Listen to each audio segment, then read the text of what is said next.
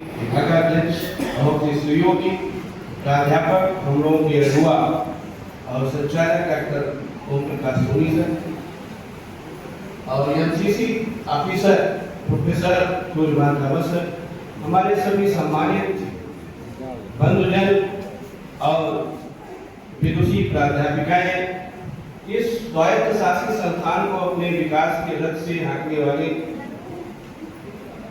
जो हमारे कर्मचारी हैं, कार्यालय अधीक्षक महोदय हैं, सभी कर्मचारी बंधु और इस सभागार में बैठे हुए एनसीसी कैडेट्स, उन्हीं की संख्या आज ज्यादा दिख रही है और सभी हमारे प्यारे विद्यार्थी, आप सभी को स्वाधीनता दिवस की हार्दिक शुभकामनाएं।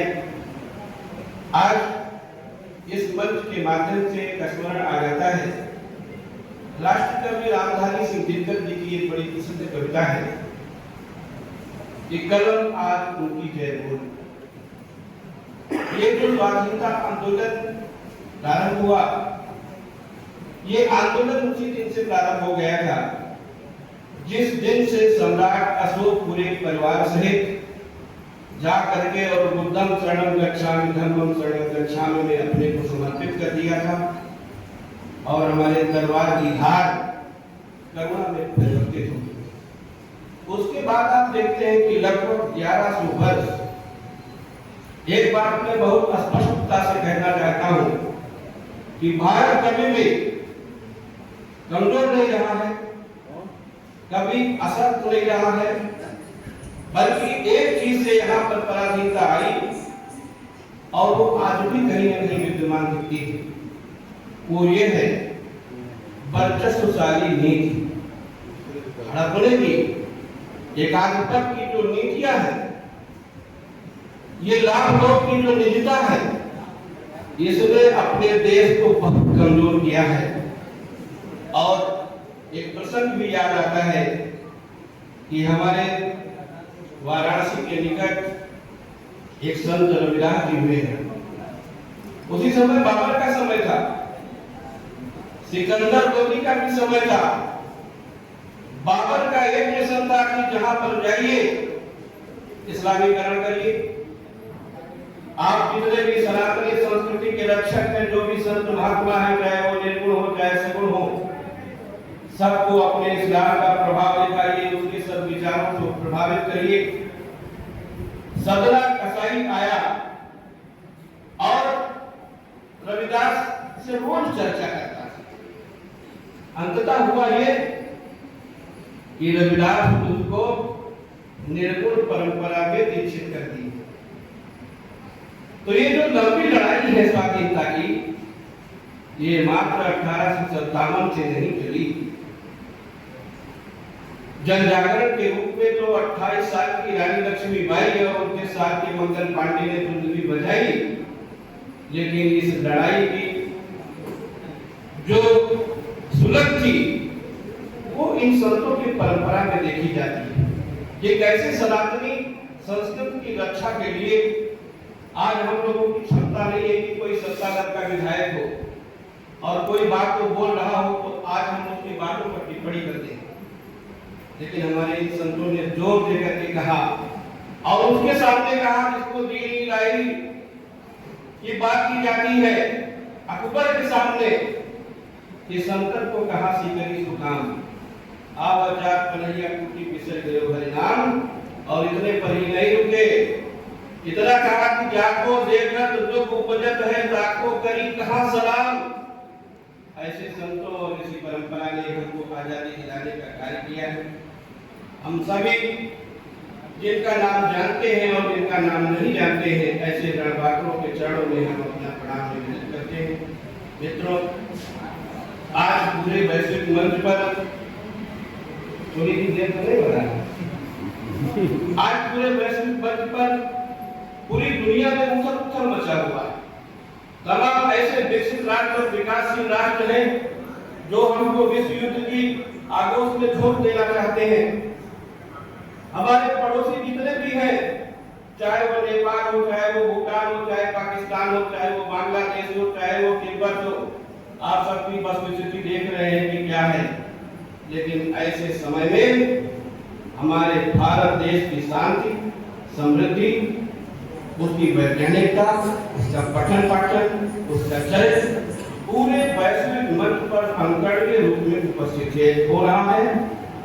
ये एक व्यक्ति की जिम्मेदारी नहीं, जैसे स्वाधीनता एक व्यक्ति से नहीं आई थी, महलों ने भी आग झोपड़ी ने द्वारा सुलगाई थी, कोई वर्ग विभाजन नहीं था। ऐसे ही इस मंच के माध्यम से हम आह्वान करते हैं कि हम जिस पद पर हैं अपना सर्वोत्तम अपने राष्ट्र को देने का कार्य जब तक नहीं करेंगे, मनसा वाचा कर्मणा से सिर्फ भाषण और प्रवचन से अगर देश को सही होना होता तो आपका चैनल खोलिए, न जाने कितने संत महात्मा अरबपति खरबपति भाषण और प्रवचन दे रहे हैं, लेकिन तमाम ऐसी स्थितियां हो रही हैं जो बड़ी निम्न कोटि की है। भाषण प्रवचन से कुछ चलने वाला नहीं है, बल्कि जब तक हम कबीर की तरह उस आचरण को अपने चरित्र में ढालेंगे नहीं, तब तक स्पष्ट भाषिता आएगी नहीं। और स्पष्ट भाषिता तभी आती है जब हम सम्यक भाव से कार्य करते हैं और अपने चरित्र में सम्यक दृष्टि अपनाते हैं। तब समाज जाकर के आज भी 1398 में पहले पैदा हुआ वो संत आज हम हिंदू और मुसलमान पर कोई टिप्पणी नहीं कर सकते हैं, करना भी नहीं चाहिए। किसी भी धर्म और मजहब को लेकर के टिप्पणी कभी करना भी नहीं चाहिए। लेकिन आज भी ललकार करके कबीर कहते हैं कि पहाड़ पूजे हर मिले तो मैं पूजूं पहाड़। जब तमाम सारी की संगतियां देखने को मिल जाती है कि कांवड़िया बंधु हमारे कहाँ चिन्ह दुलवाए रहते हैं, तब कबीर याद आती है। और जब इस्लाम को मानने वालों के यहाँ की संगतियां दिखाई देने लगती हैं, तब वो कबीर याद आते हैं कि दिन भर रोजा रहा तो रात से गाय। तो इन संतों ने जो कुछ दिया है वो चरित्र दिया है, और इन रणबांकुरों ने अगर वो सुनते, वो ये समझते कि अपना वर्तमान हम आहुति न करें। भगत सिंह, चंद्रशेखर आजाद के मन में अगर ये होता कि हम 2 रुपए की दलाली के लिए आए हैं, हम फलाना कार्यक्रम करेंगे, उसमें कुछ कर लेंगे, हम फलाना लाभ लोग में हो जाएंगे, तो शायद मुझे आजादी न मिलती। और आजादी और एकता ये एक दूसरे के पूरक है। जिस समाज में एकता नहीं होगी, वो चाहे गांव हो, समाज हो, जवान हो, प्रदेश हो, देश हो, जहां एकता नहीं होगी वहां पराधीनता अपने आप उसके आंगन में पसर जाएगी। आज हम ईश्वर से कामना करते हैं कि हम सभी मिल करके इस भारतवर्ष को इस वैश्विक मंच पर आत्मनिर्भर भारत के रूप में, वैभवशाली भारत के रूप में और जगत गुरु, विश्व गुरु के रूप में, नेतृत्वकर्ता के रूप में सब 2047 तक के भारत को हम समृद्ध बनाने का संकल्प लें। बहुत बहुत बधाई हमको सुनने के लिए, क्योंकि श्रोता वक्ता बहुत बड़ा नहीं होता है, हर बार श्रोता होता है। और बहुत आभार हमारे प्रोफेसर डॉक्टर ओम प्रकाश सोनी जी ने, जिन्होंने नाम लेके बुलाया। अभी तक ये परंपरा थी कि कोई आ जाए, इस पर बहुत निम्नता का बोध होता है।